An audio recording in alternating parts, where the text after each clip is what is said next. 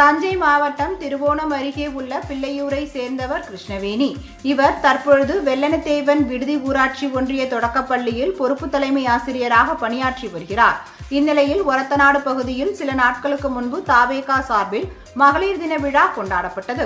இதில் கலந்து கொண்ட தலைமை ஆசிரியர் கிருஷ்ணவேணி விழா மேடையில் சினிமா பாடலுக்கு நடனமாடியதாக கூறப்படுகிறது.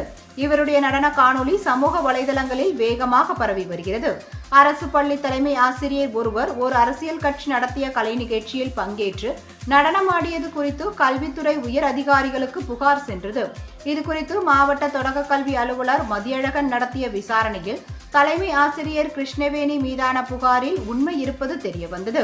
இதையடுத்து தலைமை ஆசிரியர் நடனத்தை வீதியை மீறி அரசியல் கட்சி நடத்திய விழாவில் பங்கேற்று நடனமாடியதன் மூலம் பணித்தன்மைக்கு பங்கம் விளைவித்ததாக கூறி தலைமை ஆசிரியர் கிருஷ்ணவேணியை பணியிடம் நீக்கம் செய்து பட்டுக்கோட்டை மாவட்ட தொடக்க கல்வி அலுவலர் மதியழகன் உத்தரவிட்டார்.